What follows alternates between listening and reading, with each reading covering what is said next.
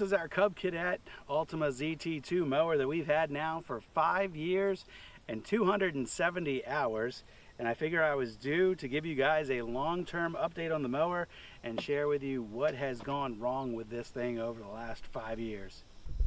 I think the last major update I gave you guys was at about 100 hours on this thing.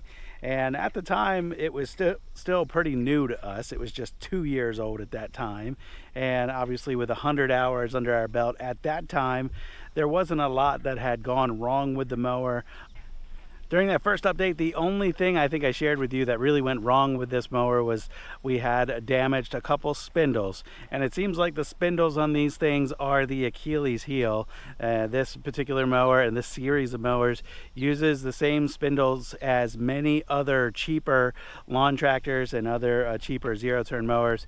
And it's just not built for heavy use. Now the engine on this thing's great. The deck itself is pretty good, though I'm starting to see a lot of rust on mine. We'll get into some of the issues on mine here in a minute.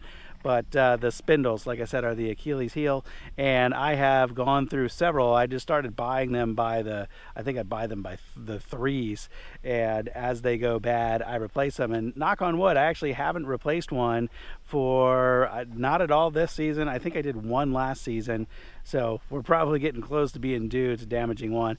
Though most of the time when we've had an issue with the spindle, it's because we hit something. You hit a stump, or you hit a big rock, or you get into some grass that's just way too heavy, and or you hit a big clump of dirt or something like that, and that force is what ends up damaging the spindle.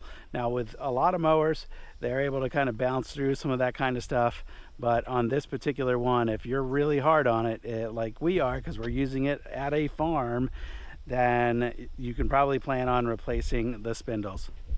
Fortunately, there are some aftermarket spindles available that are considerably cheaper than the brand name spindles, and I have not had any noticeable issues using those aftermarket spindles. So they don't appear to be any less durable or anything like that. In fact, one of them that I found has actually a grease fitting on it, so it is serviceable, though how often I remember to actually do that is never.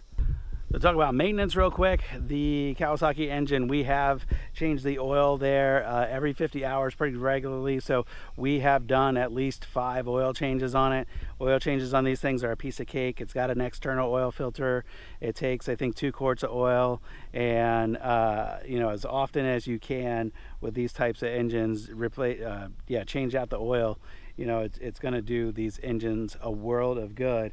So oil's cheap, filter's cheap. You know, for 20-25 bucks, you can knock out your oil change and stay ahead on that maintenance.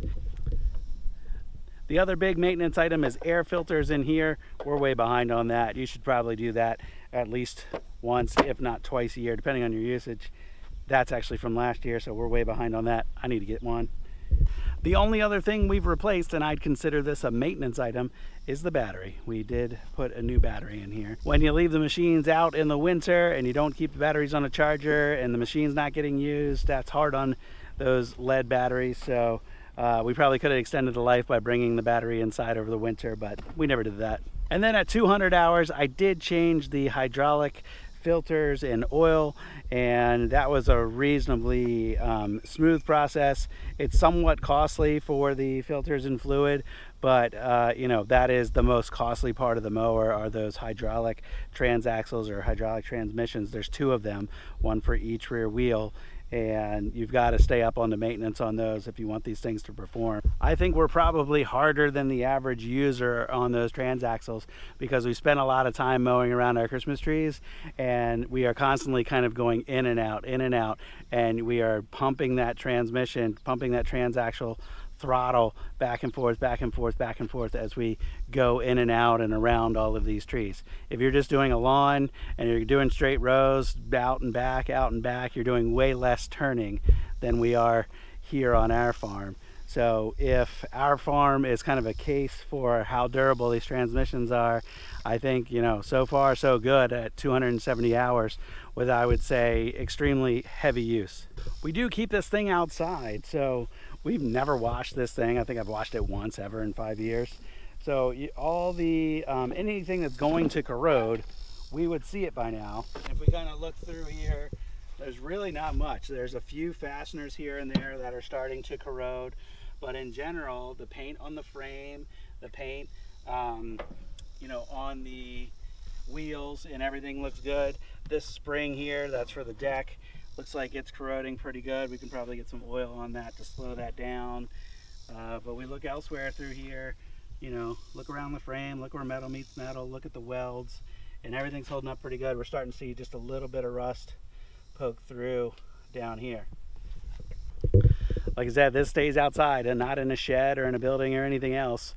The vinyl's holding up pretty good for 5 years sitting outside. We are getting one crack in the armrest right there. That's about it. As far as, you know, weathering and use and that kind of thing, it's holding up pretty good, I think. We did break one of the guards that's on the deck, so this pulley is exposed. There's supposed to be a plastic shield here, just like there is on the other side. Looks like this. A big complaint on these decks is that they do accumulate a lot of debris on top. I do not clean this off often, and as a result, it collects a lot of moisture, it collects a lot of dirt, and that's going to add to corrosion on the deck. And I'm not going to pull all of this off right now, but there's definitely some paint that has lifted and some rust that has started on this deck. So as soon as I get around to it, I should clean this deck off completely and scrape off that rust and paint it to try to protect it, to keep it from rusting further. And the only other issue that we've really had with this, and again, I think it's just because of the heavy use and where we use it, there's a lot of thorny things out here, and we've gotten a lot of flat tires. I keep putting slime in the tires, and once or twice a season I put slime in there, and once or twice a season we get more flat tires. I've never replaced the rubber on these, so this is all the original stuff. But because of where we use it, I think we are probably just a little bit more susceptible to flat tires. It's really just a minor inconvenience. All of our equipment gets flat tires occasionally. Our ATV does the same thing. I put once a year or so slime in the tires, air it back up, and we're on our way. So if you're wondering how the Cub Cadet line of mowers, the Ultima line of mowers, holds up for the long term, I think this is a pretty good test case here. This is a mower that we purchased with our own money. Cub Cadet did not send us a mower to try out or anything like that. Not a sponsored post, not sponsored content, just an honest review based on how we've used it here on our farm. It's been completely fine, and I think for the money that we've spent, we've gotten our money's worth out of this mower, but I expect it to continue to serve us really well here for the coming years as we continue to build out our Christmas tree farm. Our tree field right now is over 3 acres, and you go up and down every single row of trees. It's almost 6 miles of mowing, and we're doing that about once every 10 to 14 days, except in June we had a drought and the grass quit growing, which was wonderful. But trees need water, so we're happy to have rain and happy to cut the grass as we need it, because that means our trees are getting what they need. But if you guys got any other questions, comments, or concerns, or things you want to know about this mower, you leave them in the comments. Until next time, hope you have a good one. I'll see you on the next video. Bye-bye.